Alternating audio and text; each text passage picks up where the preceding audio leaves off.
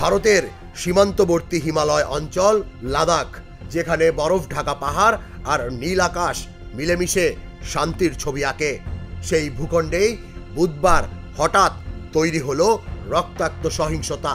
রাজ্যের মর্যাদার দাবিতে হাজারো মানুষ লেহ শহরের রাস্তায় নামে, কিন্তু শান্তিপূর্ণ মিছিল মুহূর্তেই রূপ নেয় দুঃস্বপ্নে।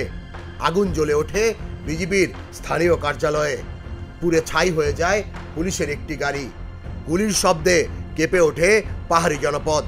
নিহত হয় অন্তত 4 জন, আহত কয়েক ডজন। কারফিউ জারি করে লেহকে কার্যত বিচ্ছিন্ন দ্বীপে পরিণত করেছে ভারতীয় নিরাপত্তা বাহিনী।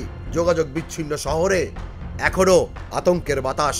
স্থানীয়রা বলছেন, সন্ধ্যার পর ভুতুরে নীরবতা নেমে আসে, ভাঙে কেবল স্পোরডিক গুলির শব্দে। ভারতীয় স্বরাষ্ট্র মন্ত্রণালয় অভিযোগের আঙুল তুলেছে আন্দোলনের মুখ্য নেতা পরিবেশ কর্মী সোনম ওয়াংচুকের দিকে।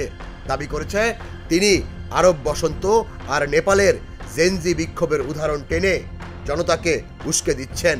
কিন্তু ওয়াংচুক পাল্টা দাবি করেন তিনি কেবল শান্তির আহ্বান জানিয়েছেন। সরকারের সঙ্গে বৈঠকের প্রস্তাব তিনি প্রত্যাখ্যান করেছিলেন এই যুক্তিতে যে অর্থবহ আলোচনার কোনো উদ্যোগ নেই। এই বিস্ফোরক পরিস্থিতি তৈরি হলো এমন এক সময়ে যখন সামনে Ladakh autonomous hill development council নির্বাচন। 2020 সালে বিজেপি জয়ী হয়েছিল। এবার মানুষের ক্ষোভ যেন পাহাড়ের তুষার ধস হয়ে নেমে আসছে তাদের উপর। 2019 সালে বিশেষ মর্যাদা বাতিল করে লাদাখকে কেন্দ্রশাসিত অঞ্চল ঘোষণা করার পর থেকেই ক্ষোভ পুঞ্জীভূত হতে থাকে।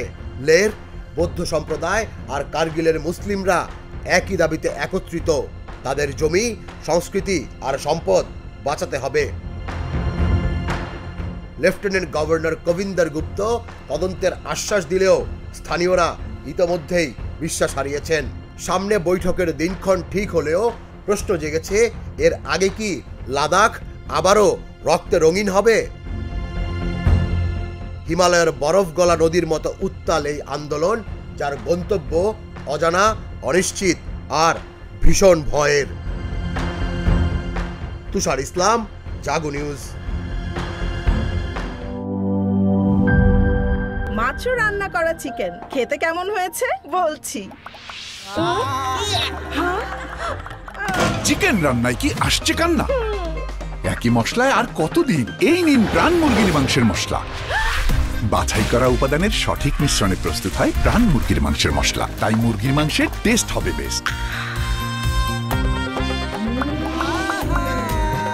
প্রাণ মুরগির মাংসের মশলা, মুরগির মাংসের টেস্ট হবে বেস্ট। শেফ রেকমেন্ডেড মশলা।